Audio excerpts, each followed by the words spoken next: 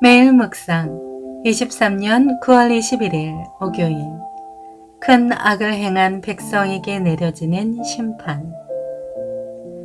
예레미야 44장 1절에서 7절 말씀. 이집트 땅 곧 믹돌, 다바네스, 높, 바드로스 땅에 살고 있는 모든 유다 사람들에 관해 예레미야에게 임한 여호와의 말씀입니다. 이스라엘의 하나님 만군의 여호와가 말한다. 내가 예루살렘과 유다의 모든 성읍들에 내린 모든 재앙을 너희가 보았다. 보라, 오늘날 그 성읍들이 폐허가되 그곳에 아무도 살지 않는다. 이는 그들이 그들이나 너희나 너희 조상들이 알지 못하는 다른 신들에게 향을 태우며 섬김으로써 나를 화나게 한 죄악 때문이다. 그러나 내가 너희에게 내 종 예언자들을 거듭 보내며 말했다. 내가 미워하는 이 가증한 일을 하지 말라. 그러나 그들은 듣지도 귀 기울이지도 않았다. 그들은 자신의 죄악으로부터 돌아서지도 다른 신들에게 희생 제물을 태우는 것을 그만두지도 않았다.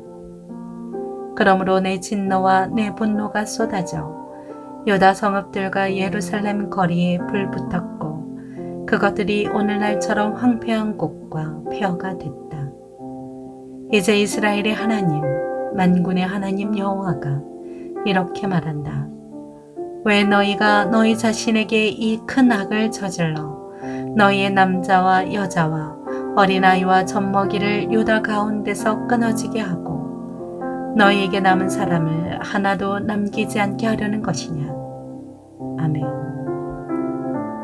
묵상 길잡이. 하나님을 배신하고 거역하는 악을 행한 대가는 반드시 치러야 함을 알고 아직 기회가 있을 때 철저히 회개하게 합니다. 예레미야 44장 2절에 그것들이 황무지가 태옥에 해당하는 히브리어 호르바는 마르다, 진멸하다의 뜻을 지니는 동사에서 유래한 명사입니다. 이 단어는 구약 성경에서 총 40회 사용되었는데 무려 10회가 예레미야서에서 사용되었습니다. 과거는 현재를 비추는 거울입니다. 지혜로운 사람은 과거의 잘못을 되돌아보고 같은 잘못을 다시 하지 않으려고 최선을 다합니다.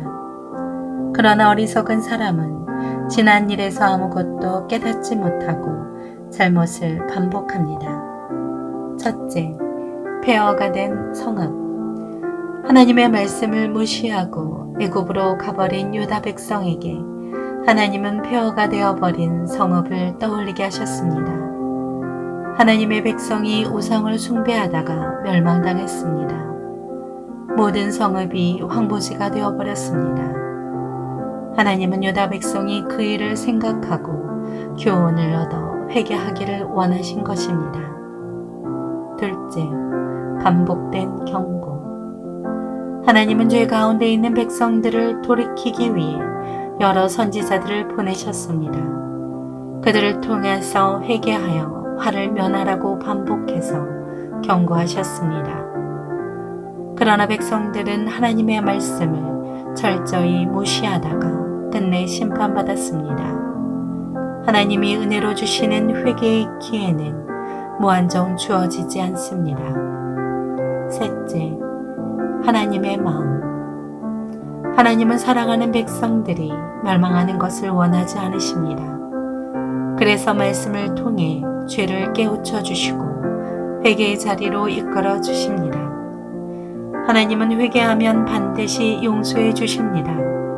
잃어버린 하나님의 백성의 영광을 회복시켜 주시고 두려움과 슬픔에서 벗어나 평안함과 기쁨을 누리게 하십니다. 본문 속 유다 백성의 모습을 통해서 우리 자신의 삶을 보아야 합니다. 우상 숭배의 죄, 악을 행하는 죄, 하나님의 말씀을 듣지 않는 죄, 모두를 철저히 회개해야 합니다. 회개할 수 있는 자체가 하나님의 은혜요, 자비라는 사실을 절대 잊지 마십시오. 삶의 적용. 회개의 때. 1904년 3월 서울 잡꽃 교회에서 있던 부흥에 대한 기록 중에 이런 내용이 있습니다. 가장 놀라운 집회였다. 온갖 추악한 죄를 고백했고 훔친 재물들을 돌려주었다. 우리 교인 대부분은 처음으로 죄와 죄 사함이 어떤 것인지 알게 되었다. 회개에도 기회가 있습니다. 그 기회를 놓치면 안 됩니다. 회개하고 싶어도 할 수 없는 마지막 때가 오기 전 하나님이 기다리시는 동안 온전한 회개를 이루어 하나님이 베푸시는 복을 누려야 합니다. 죄악된 과거의 모습을 청산하지 않고 새날을 기대할 수 없습니다.